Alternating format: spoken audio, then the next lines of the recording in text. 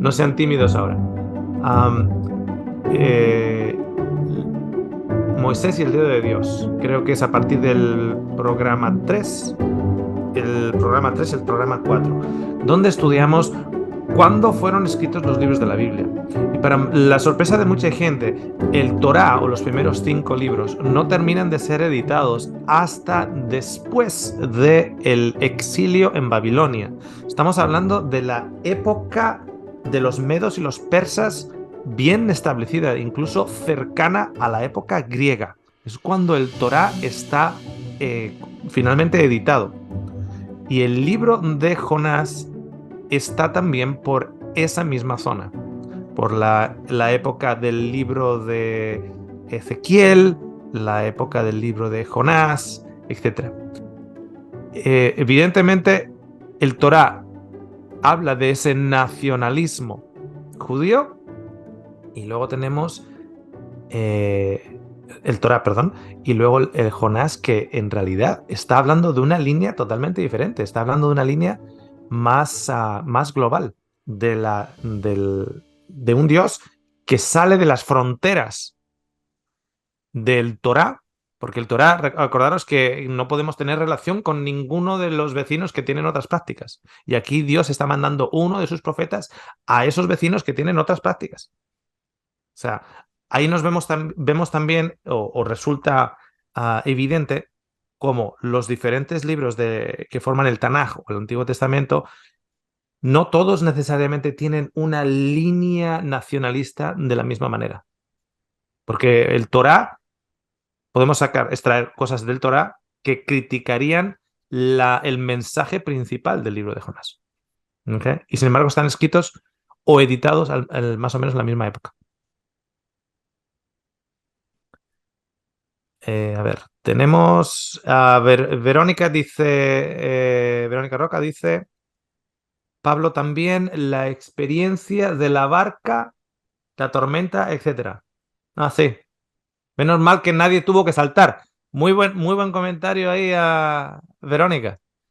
Ahí no tuvo que saltar a Pablo para salvar a todos en la barca, ¿eh, Alex? Sí, por supuesto. Otra cosa que yo había puesto, que había marcado acá en mis notas, es que la historia de Jonás tiene mucho paralelismo con Jesús, muchísimo, en muchísimos casos. Por ejemplo, si te pones a ver, con Jonás estaba durmiendo profundamente en la barca. Y tienen la historia de Jesús que también estaba durmiendo profundamente en la barca. A los Ujú. dos tuvieron que ir a despertarlo porque no se despertaban con nada, estaban dormidos como piedras. O sea, a Jonás tuvieron que despertarle, hey, despiértate, que estamos muriéndonos acá y tú durmiendo a pierna suelta. A Jesús igual, hey, despiértate porque estamos muriéndonos acá y tú durmiendo a pierna suelta. O sea, ¿cuál es el problema aquí? A los Ujú. dos les pasa lo mismo. Ahora, Claro. cuando Jonás, lo que yo puse acá es que en ambas historias, los marineros, los tripulantes de la embarcación claman al Señor para que los salve de la tormenta. En la historia de Jonás, son los marineros los que claman al Señor para que Mm, lo salve. Y en la claro. historia de Jesús, exactamente, los mismos marineros claman al Señor, a Jesús, para que lo salve de la tormenta. Ahora, hay una Mm, gran diferencia acá, al final en la historia, porque cuando mira la historia de Jonás, el Señor guarda silencio. Los marineros claman al Señor, pero el Señor no responde nada. Se queda ujú, callado la boca. Y con el silencio pareciera apoyar la idea que Jonás estaba dando, de tírenme por la borda, para que entonces mi ira se aplaque y entonces ustedes puedan ser salvos. mm, Porque al guardar silencio, en mi país hay un dicho que dice, el que calla otorga. ujú. Si ustedes lo han escuchado. Sí, sí, Pero, sí. o sea, con el silencio que guardó Dios ahí en ese momento de desesperación de los marineros clamar, pareciera que lo que está haciendo es eso, apoyar lo que dice Jonás. La única manera de clamar, de calmar la ira de Dios es lanzándose por la borda y que muera. ¿Me entiendes? Ahora, Mm, en la historia de Jonás, ese silencio de Dios o esa aparente respuesta de Dios, lo que hace es traer temor en las personas. ¿Me entiendes? Temor. ujú. Sin embargo, en la historia de Jesús, cuando claman a Jesús, Jesús no dice que lancen a nadie por la puerta, ni guarda silencio. Lo primero que hace Jesús, es más, Jesús les dice, no tengan miedo. Es Ujú. lo primero que Jesús le dice. O sea, Claro, cálmense, no tengan miedo. E claro, inmediatamente manda a parar la tormenta. Y claro, cuando manda a parar la tormenta, nadie se queda con temor. Todo el mundo se queda en paz. claro. Mm. Y no solo eso, sino que como habíamos dicho en el estudio, Jonás no le dice nada a Dios tampoco. Es Jonás el que habla con los marineros y dice, tírenme a mí. Eh, Jesús no iba por las calles diciendo, mátenme, mátenme, mátenme, para que Dios os pueda liberar de esos pecados. Jesús dice, me van a tomar, me van a golpear, me van a crucificar y me van a matar. O sea, eso es otra cosa. Jonás no está diciendo, la historia no dice, y los marineros se dieron cuenta que era Jonás el, el que había causado esta maldición. Lo tomaron, lo ataron, lo golpearon, lo escupieron y lo lanzaron. No, no, no, no. Jonás que dice, no, tírenme a mí. O sea, es un evangelio totalmente diferente. Hay paralelismos, pero Ujú. no son. Los paralelismos es la versión mala y la versión original. Podríamos decir, Claro, la versión claro. buena. Es la versión de mi verdad más la Ajá, versión de la verdad. ajá, efectivamente. Y la verdad siendo Cristo. Cristo es el que nos da la versión auténtica, no Jonás. Bueno, tenemos unas cuantas manos levantadas ahí, Alex. Yo veo a Ellen primero. Ellen, ¿qué comentario tienes? Si yo hubiera sido Jonás, hubiese hecho lo mismo, porque según el ejército asirio era una máquina despiadada. Ya, Ellos le quitaban la piel según a las personas, a los enemigos, y de esa manera era para lo que es atemorizar. ya. Lo estaba enviando para El Salvador por la seguridad. Tengo Ujú. una pregunta para ti, Ellen. ¿Me dejas hacértela? ¿Cómo tú crees que los asirios veían Israel? ¿No crees que tenían el mismo concepto de Israel? Porque el pueblo de Israel También, también entró a los lugares y mataron mujeres, niños, animales y todo el mundo. No dejaron títere con cabeza, como dice el dicho. O sea, Mm. ¿de qué manera veían los asirios Israel? Exactamente la misma manera que Israel veía a los asirios. No había ninguna diferencia. E Israel era eh, el pueblo de Dios y los asirios eran los pueblos paganos, supuestamente. Mm. exactamente, pero como nosotros como seres humanos, me imagino Elías con el miedo. Este hombre lo invadió un miedo también, porque según quitarle la piel y pegarle en la puerta para amedrentar, yo creo que eso era terrible, o sea, prefería mejor irse a un barco, no importa, me lanzo al agua, que quiero la muerte más pacíficamente, me tiro, me suicido yo mismo, hago lo que quiero, Ujú. pero como que le estén arrancando la piel y Sí, dándole una muerte poco a poco.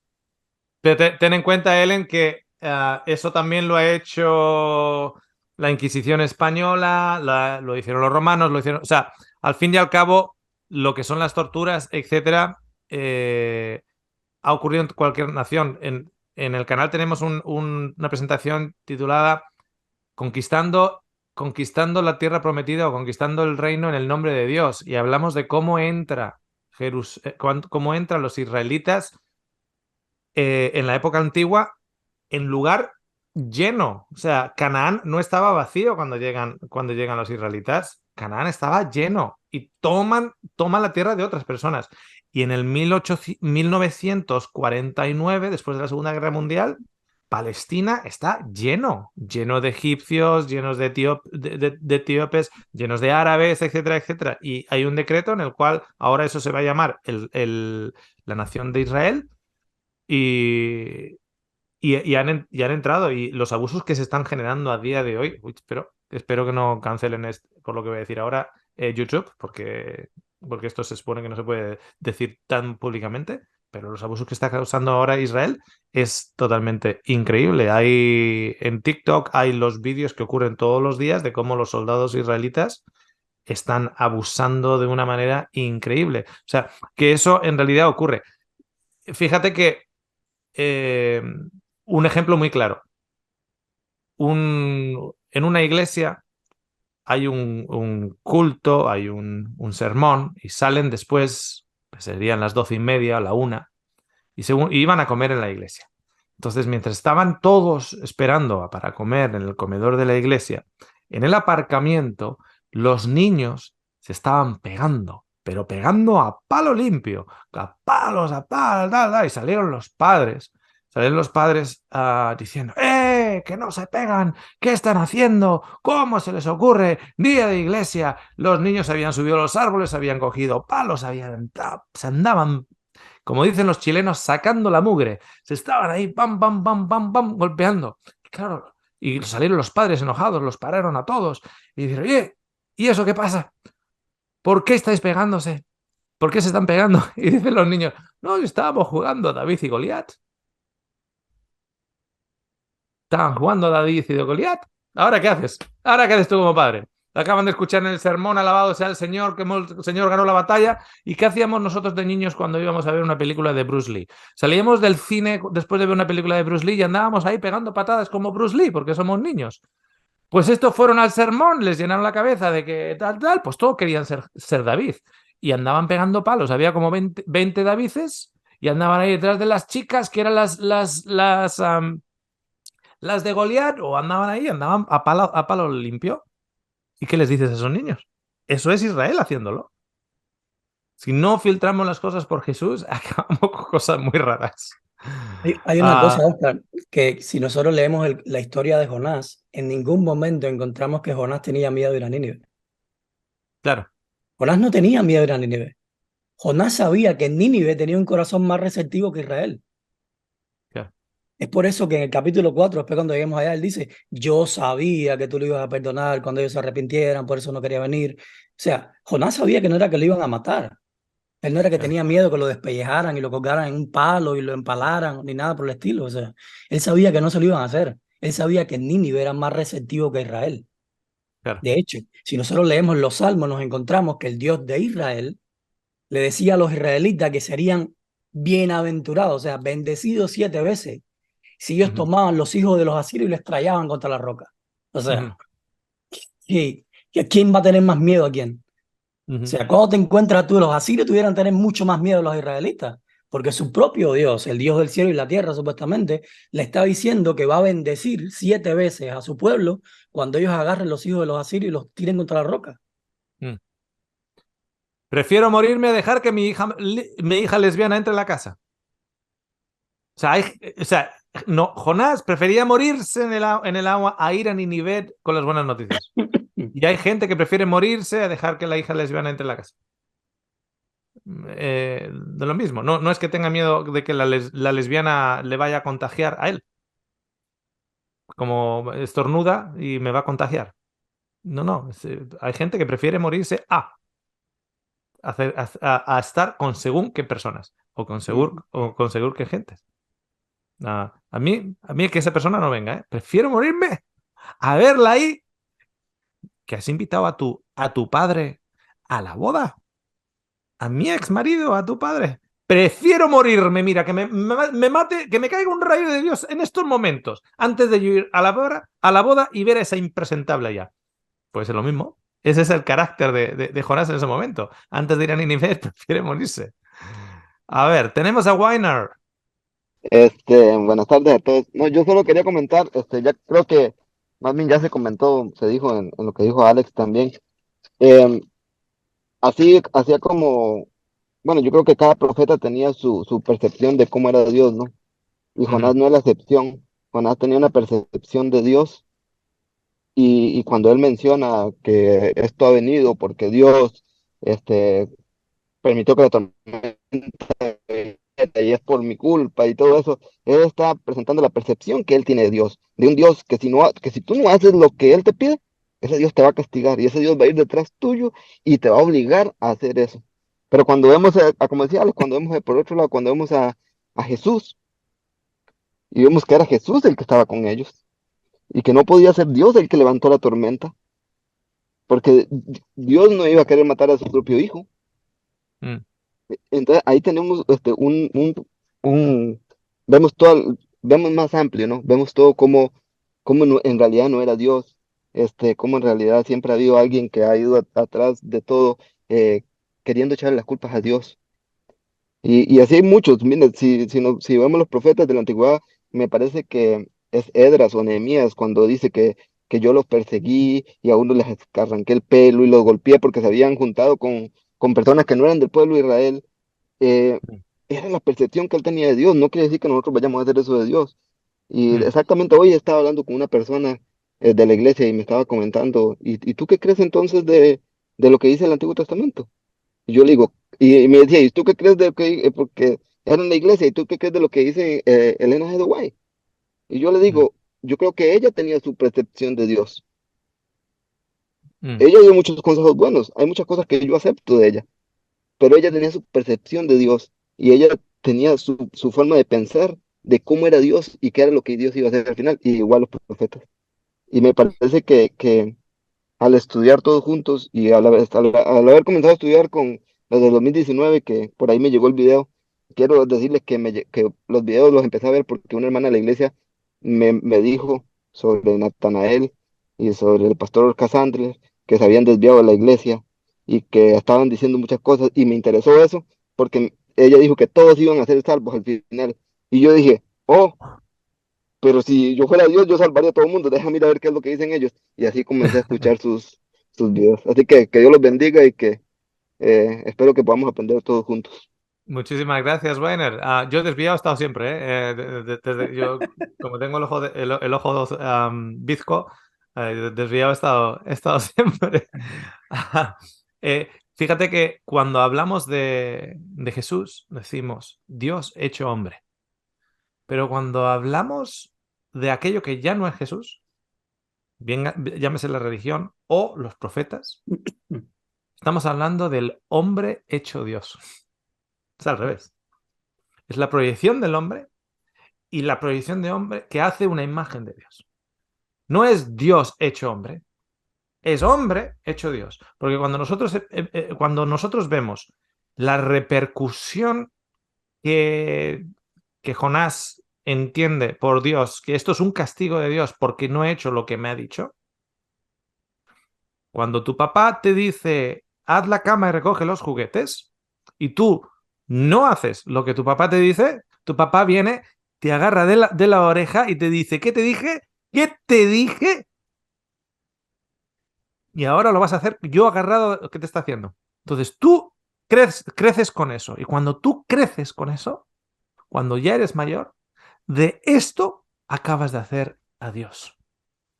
Acabas de hacer a Dios del sistema de hombre en el cual yo de pequeñito me dijo mi mamá, no cojas más galletas, que las galletas son para la noche, están todas contaditas. Y yo voy y cojo galletas y mi mamá viene con la zapatilla y me pone sobre las piernas y ¡zas, zas, zas! Con la zapatilla. ¿Sabe lo que estamos haciendo con todo eso? Estamos abriendo la puerta para crear a Dios. ¿Dios el creador? No, no, no, no. Es el hombre creador de Dios. Y creamos la imagen de Dios. En la serie El Dios ateo, creo que es hablamos del Dios límbico. Creo que hablamos la segunda o la tercera presentación del Dios límbico. Cómo en realidad el Dios que nosotros creemos que es una creación de si nuestro padre estaba en la casa, si nuestro padre era permisivo, si nuestro padre era violento, etcétera, etcétera, etcétera. Tú te das cuenta, por ejemplo, tú coges a una persona de una religión súper estricta, conservadora, y de la manera en la cual en ese estricto conservativismo interactúa con sus hijos, cuando sus hijos tropiezan en algo o toman una decisión contraria a la que él cree que tiene que ser, y cómo reacciona el padre a ello, y ya sabes en qué Dios cree.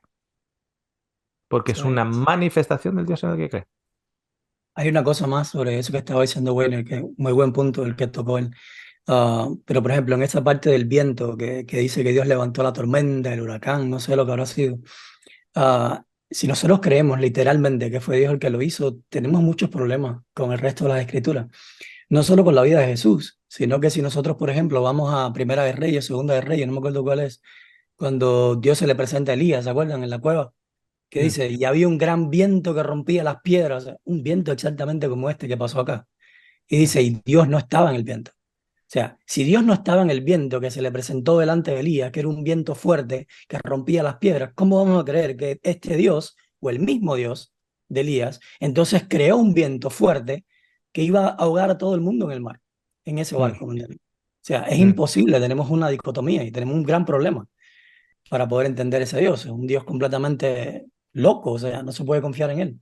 Pero no Y solo luego, eso, si nosotros creemos que Dios realmente hace esas cosas, que levanta un viento fuerte, porque Jonás simplemente lo desobedeció o no quiso hacer su mandato, entonces nosotros si lo llevamos a la vida práctica tenemos un tremendo problema, porque entonces si Dios me manda a mí ir a, qué sé yo, a tal lugar, o por ejemplo, cuando yo era pastor de iglesia, me dice, hey, tienes que irte al llamado para tal iglesia en tal lugar, en el fin del mundo tienes que irte a predicar. Y yo digo, no, no voy a predicar porque no quiero irme para allá, para ese fin del mundo. O sea, inmediatamente entonces, ¿qué voy a creer? ¿Que Dios va a levantar va a mandar un desastre natural para mi ciudad? Porque yo no quise ir al lugar que me mandó. O que le va a dar cáncer a un familiar mío para entonces hacerme entender a mí que yo tengo que obedecerlo. ¿Con qué clase de Dios nos quedamos? O sea, un Dios que es un torturador. O sea, hace sufrir a las personas que están a nuestro alrededor al punto de querer matarlas por tal de darnos una lección de vida a nosotros. ¿Qué claro. Dios es ese? O sea, ¿por qué yo voy a querer un Dios así? ¿Y, ¿Por qué y, y yo voy quién, a creer que ese Dios me ame a mí? Dime. y quién levanta el viento huracanado entonces contra Jesús en la barca? Exacto, ¿Quién exacto. levanta el viento huracanado contra Pablo de camino a Roma? Porque ahora es como, bueno, entonces que, o sea, se empiezan a generar un montón de problemas, porque tenemos que tener en cuenta que no solo Jonás está viendo, está teniendo su verdad de Dios o su manifestación de cómo cree Dios, sino que el que escribe Jonás en la época donde hemos ya situado el libro de Jonás, que es la época entre tarde del reinado de los medopersias, incluso bordeando el tiempo del reinado de los griegos, es cuando Jonás está escrito, también de el escritor que le está escribiendo. O sea, uno es Jonás, el protagonista, y su imagen de Dios, y luego también el que está narrando la historia, que no es Jonás el que está escribiendo el libro, sino aquellos que escribieron el libro de Jonás en el contexto histórico suyo. O sea, también está su visión de Dios. Otra Claro. cosa más que sobre lo que dijo Wayne de los profetas, la visión que los profetas tenían de Dios, que era, cada cual tenía su visión de Dios, por así decirlo. Y me llama la atención que en la historia, o sea, en la tradición judía, con esto quiero hacer una aclaración. Cuando nosotros hablamos de la tradición judía, no es que estamos asaltando la tradición judía, porque digamos, oh, esa es la verdad, la tradición judía, es cierto. Pero si yo quiero entender lo que dice la Biblia, yo tengo que entender cómo ellos lo entendían, porque la Biblia no fue escrita para mí, ni fue escrita por cristianos en el siglo XX. La Biblia fue escrita por judíos, en hebreos, allá en muchísimos siglos antes de mí, y no fue escrita para mí, ni teniéndome a mí en mente. Por lo tanto, yo tengo que entender cómo ellos lo entendían, el pensamiento que ellos tienen, para yo poder sacar conclusiones sobre lo que dice acá. Y una de las cosas que hace la tradición judía es que ellos relacionan a Jonás con Elías. Ahora, piensa en Elías, la imagen de Dios que tenía Elías, cuando fue capaz de coger a 400 profetas de Baal y degollarlos.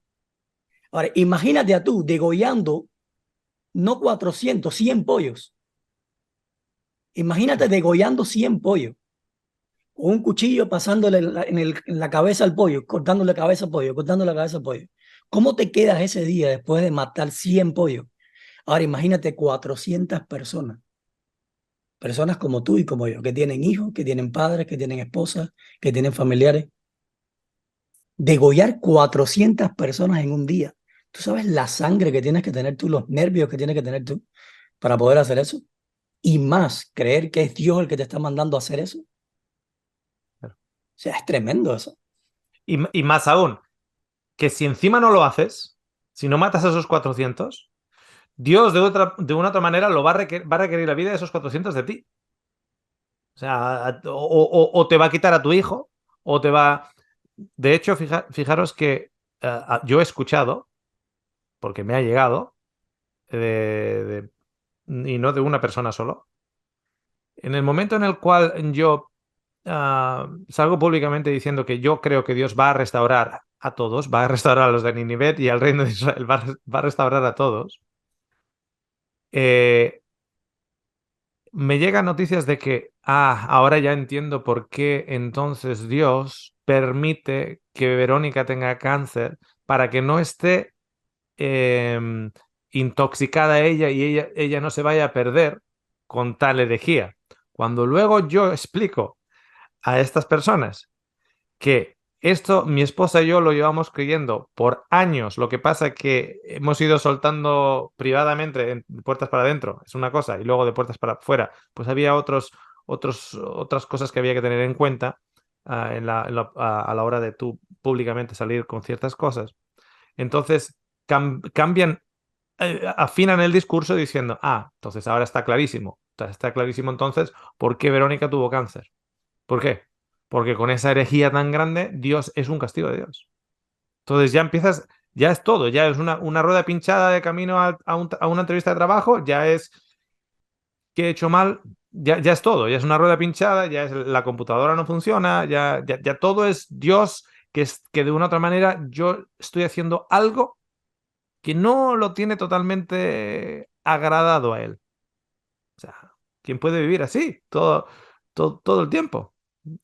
Entiendo a Jonás, no, ya salto de la borda y ya está. Tenemos a Raquel. Raquel, así abres el micrófono. Vale, pues encantadísima de estar hablando ahora con vosotros. Me declaro, Alex ya lo sabe, que soy una hereje, una oveja negra descarriada de esas que Jesús salva, porque pienso que quienes hablan de ese Dios que levanta tempestades, que manda cáncer, que nos hace el mal, es porque no le conocen, no conocen a Dios. Quien conoce a Dios sabe que es amor y nada más que amor, que nos ha creado por amor, que nos salva por amor, que nos cuida por amor. Y bueno, pues nada, encantada de estar con vosotros y de saludaros. Os ¿De quiero dónde, mucho, dónde aunque no os vives, Raquel? conozca. ¿Dónde vives? Yo vivo en España. ¿De qué Vivo parte? en... Bueno, lo de España creo que quedó claro. ¿De qué parte? Vale, y ahora estoy viviendo en un pueblo precioso que se llama Escalona del Alberche, en Toledo. En Toledo. Y Ok. sí, sí, sí, ahora en Toledo. Bueno, a ti, Oscar, yo iba antes a Lenza porque yo soy de Madrid y he vivido en Ok. Madrid hasta la pandemia, entonces te conozco de cuando estabas en Porque tienes, Alenza y he tienes muy, oído. tienes muy buena pronunciación, pronunciación muy española. Por eso que cuando dijiste, bueno, yo soy de España, aquellos que son de Argentina o de Colombia, bueno, eso ya estaba, ya quedó claro en la segunda frase. Vale, es Bueno, que pues, además he sido ajá, profesora ok, del cole y ok, también después he sido redactora de la editorial Safeliz por un tiempo. ok. Ya me jubilé y ahora por fin soy libre, libre del todo, de poder expresar todo lo que siento, todo lo que pienso, todo lo que antes me tenía que callar porque no podía, mi situación no me permitía, no, en ese momento era esclava, Ujú. totalmente esclava. Pues muchas gracias por estar aquí en este estudio, Raquel. Tenemos el último comentario, creo, de Ana. Buenas tardes. Bueno, uno, darle las gracias por este estudio porque realmente yo he aprendido muchísimo. Dos, pedirles alguna bibliografía para contextualizarse uno más históricamente y ¿cómo se llama este otro contexto sociológico, digamos, del pueblo de Israel y demás, ¿no? ¿Sí? Ujú. Bueno. El tercer punto es, el pastor Sande mencionó la palabra evangelio, y yo había entendido el evangelio en Jonás, cuando Jonás atraviesa la ciudad, predicando el arrepentimiento, pero aquí yo no había encontrado la palabra evangelio. Entonces mi pregunta es, ¿se supone que el evangelio debía mostrarse desde la primera vez que Jonás pisó a Nínive? El Evangelio, en el contexto del Nuevo Testamento, está encapsulado en lo que Pablo llama el Nuevo Pacto. El Nuevo Pacto tiene la connotación en aquellos de nosotros en el siglo XXI que lo estamos leyendo como algo nuevo, algo que aparece en escena que no estaba antes, algo que surge, que ha germinado, que no estaba antes y que aparece como nuevo. Por eso, nuevo pacto. Pero en realidad, ese concepto de nuevo el nuevo pacto es un concepto de puro, auténtico, o lo que en el referencias que tenemos, por ejemplo, en el libro de Apocalipsis, que habla del evangelio eterno. O sea, el evangelio eterno que queda cubierto con polilla y queda cubierto con pieles viejas y queda cubierto con mandamientos de hombres, con religiosidades, con liturgias, con expectativas, con leyes falsas, con etcétera. Eso es lo que queda cubierto y se ve todo cubierto es lo que se llama el antiguo pacto.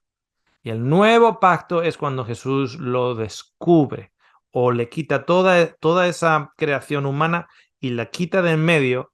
Es nuevo para nosotros porque nosotros hemos crecido en ese... O sea, la humanidad en realidad crece en el antiguo pacto. Crece en el pacto de recompensa, recompensa-castigo, las expectativas sociales, las expectativas familiares,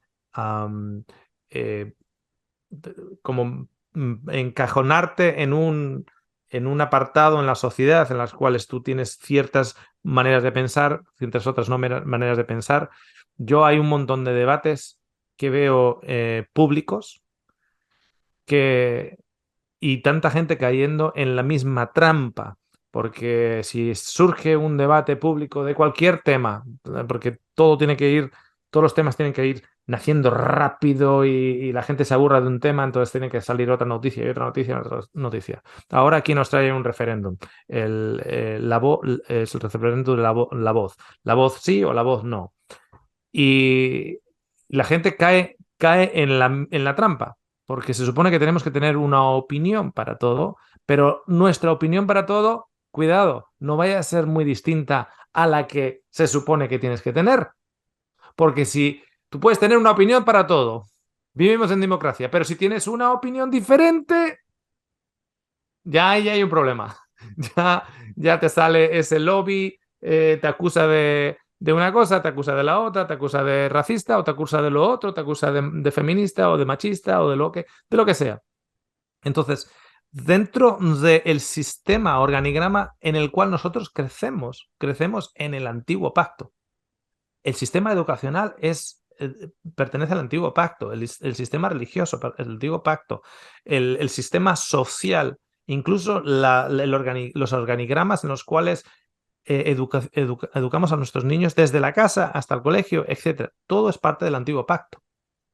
Entonces, es nuevo para nosotros, el Evangelio es nuevo para nosotros cuando lo descubrimos, pero es el Evangelio eterno, siempre ha estado ahí.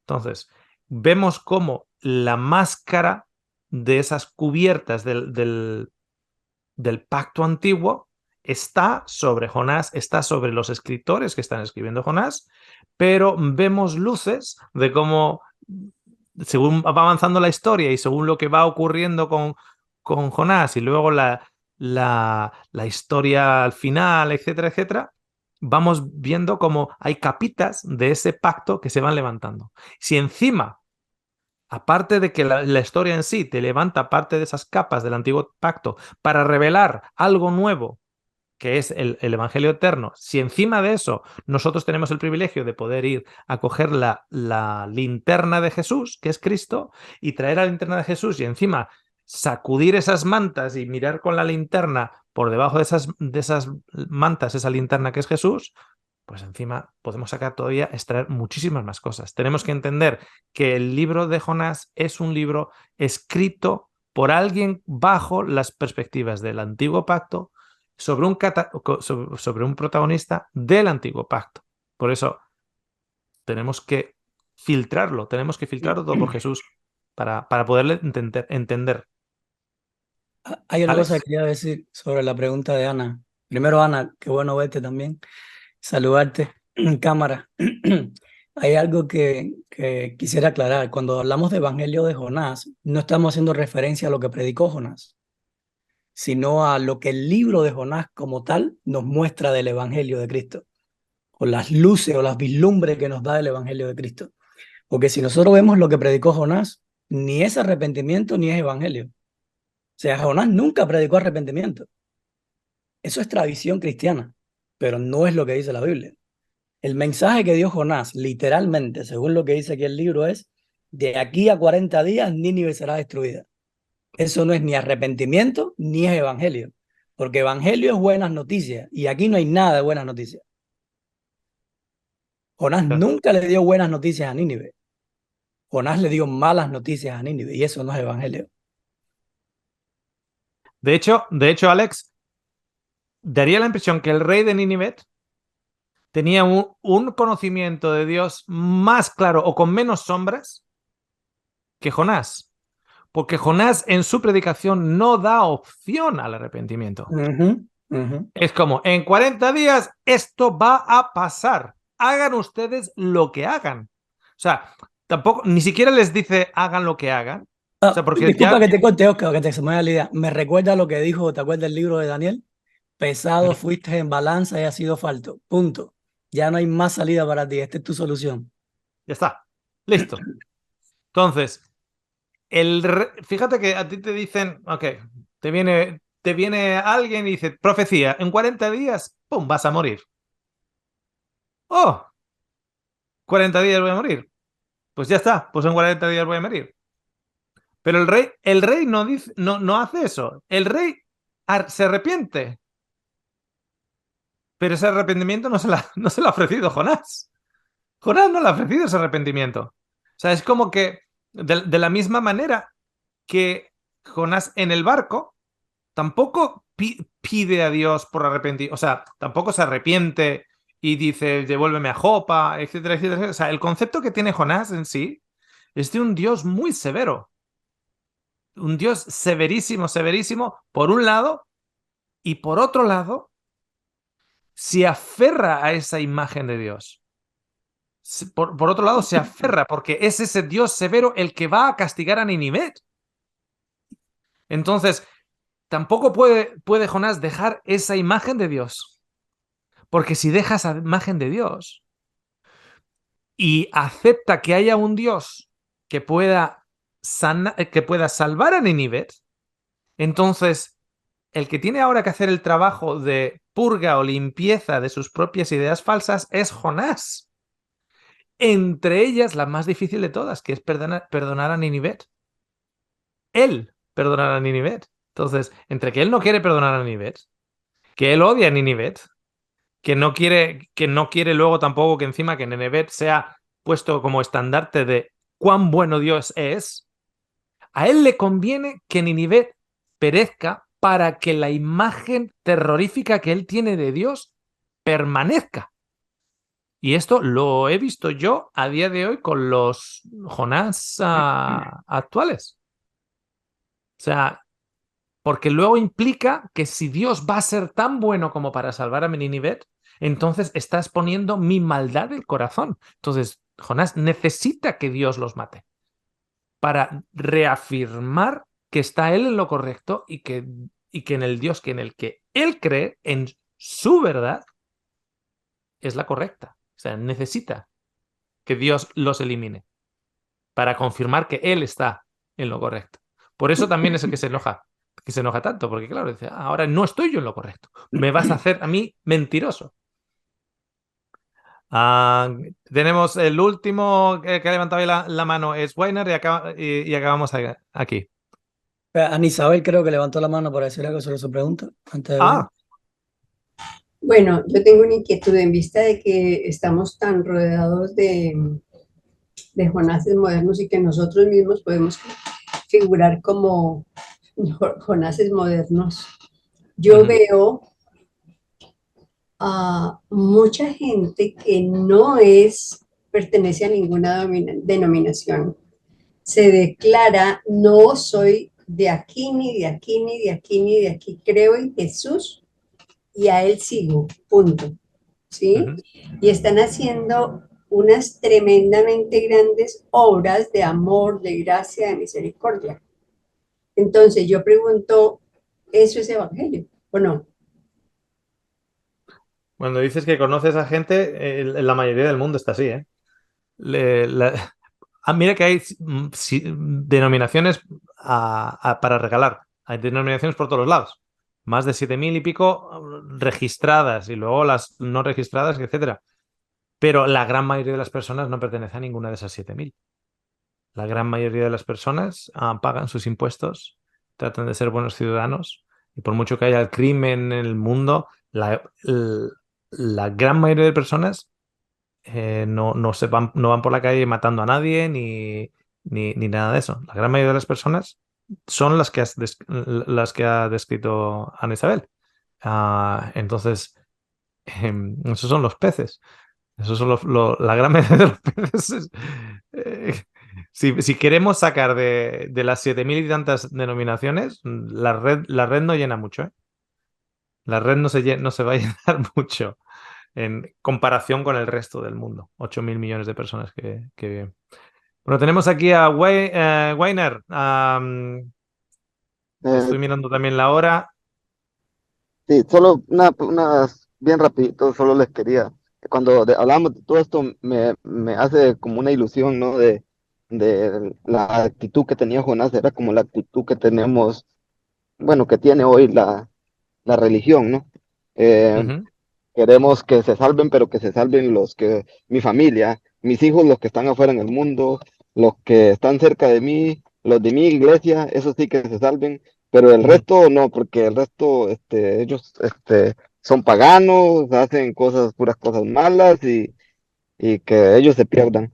Es como el reflejo de lo que Jonás hacía, es como el reflejo que hoy representa la religión sobre un Dios que viene a castigar, que viene a destruir al final. Pero yo siempre le digo a las personas y a las personas de mi iglesia, yo creo que Dios es mucho más bueno de lo que nosotros creemos.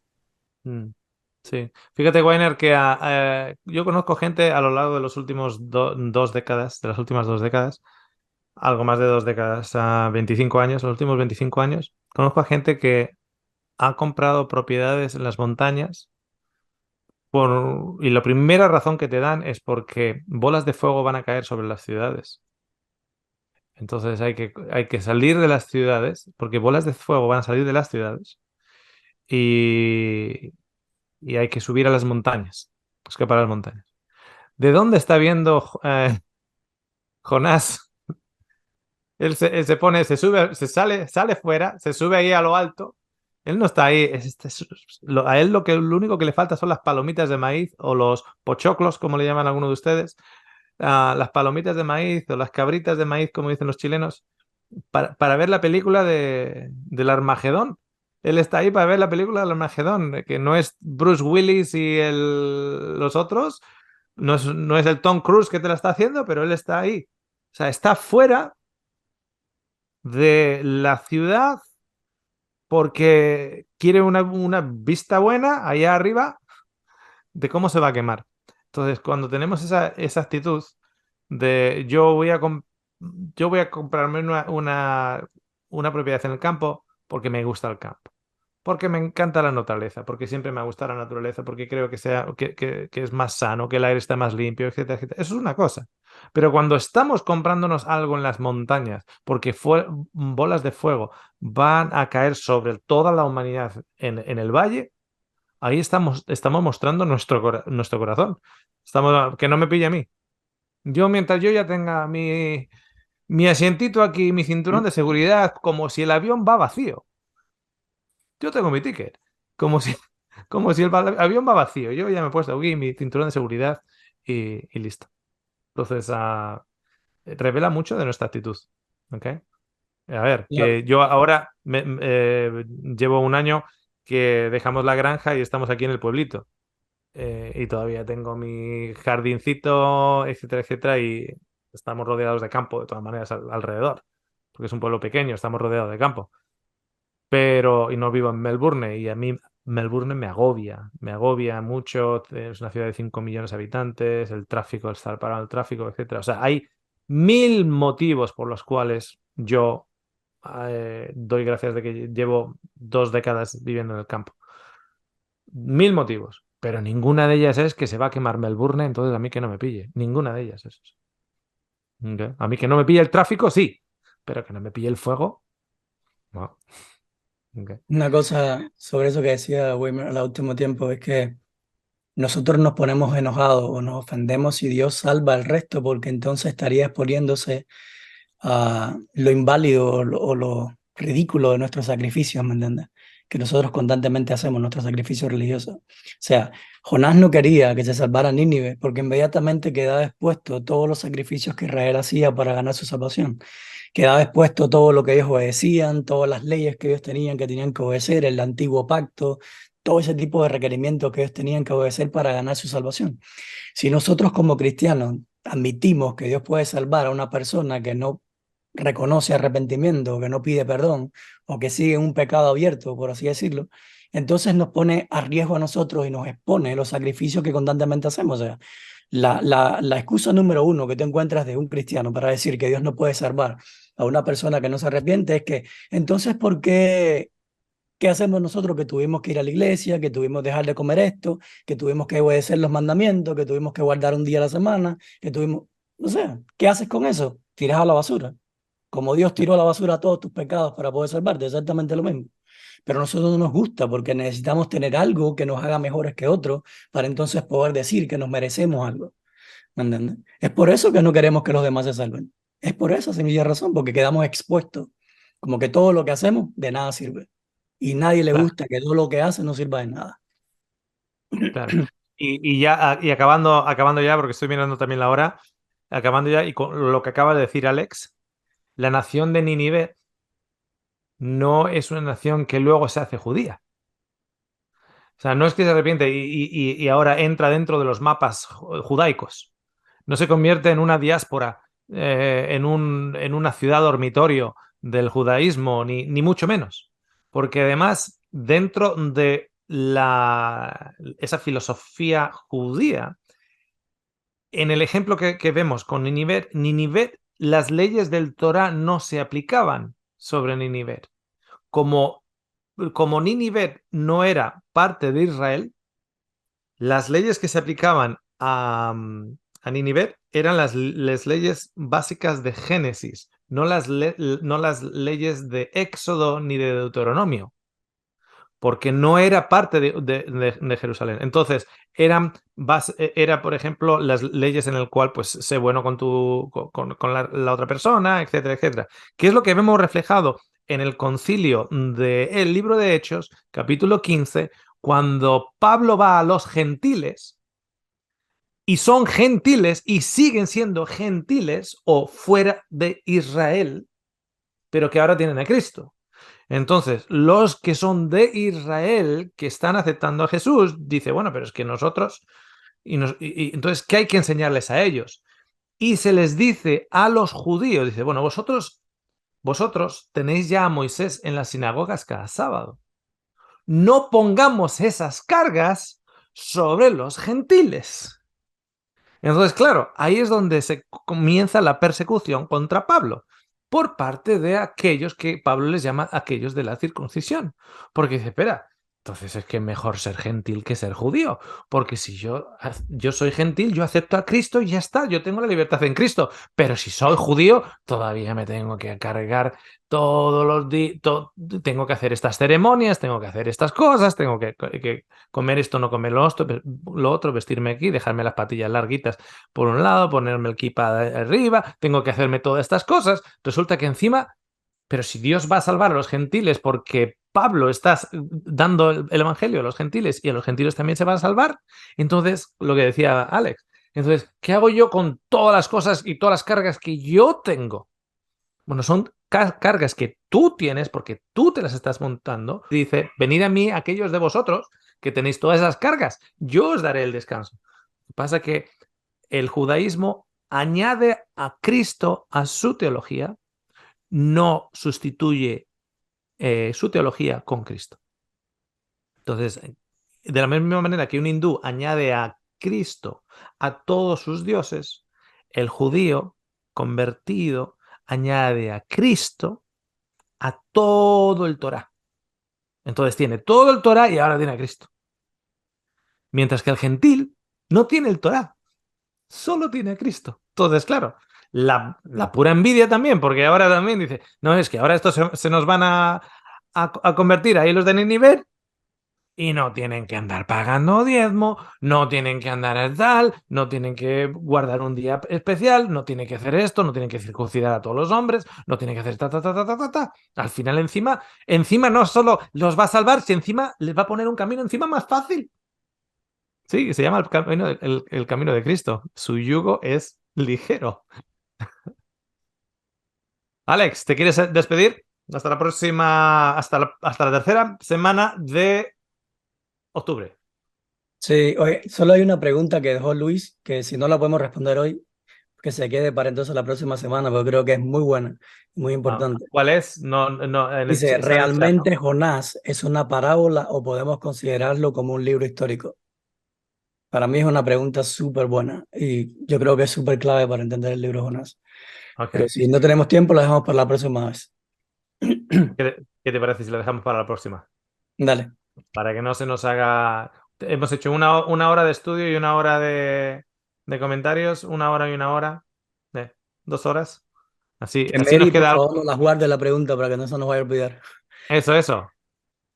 Acuérdate, ¿quién era? Luis. ¿Dices? Luis, sí. Luis, acuérdate la próxima vez, la próxima semana que estemos juntos, que será la tercera semana de octubre. Cuando empezamos la sesión, ponlo en el chat. Porque entre una cosa y otra puede que se nos olvide a nosotros. Tenemos muchas cosas que decir y se nos olvide a nosotros. ¿De acuerdo? Sí, yo súper agradecido a todos, de verdad, por conectarse, las preguntas que hacen y la verdad la paso muy bien poder dialogar con ustedes y descubrir un poco más de diferentes cosas que Dios nos va mostrando acerca de los libros de la Biblia y cómo podemos sacar de Jonás experiencias prácticas que podamos aprender todos y que nos sirvan en nuestra vida diaria. Más que un tipo de teología abstracta, que sea algo práctico que podamos ver viendo y cómo descubrir más a Dios y conocer más a Dios. Fantástico. Muchísimas gracias, Alex. Nos vemos en la segunda parte, el tercer sábado de octubre, la segunda parte del libro de Jonás, segundo capítulo. Y a todos los que han estado en directo, muchísimas gracias por estar ahí, haber aguantado las 2 horitas. Y mirándolos a nosotros dos nada más nadie en la cámara. Claro. Sí. Esta es la cara que hay. Esta es la cara más guapa para las madres. Las madres nuestras, claro, para lo demás. Un abrazo a todos. Bendiciones. Dios es bueno siempre. Gracias por estar ahí.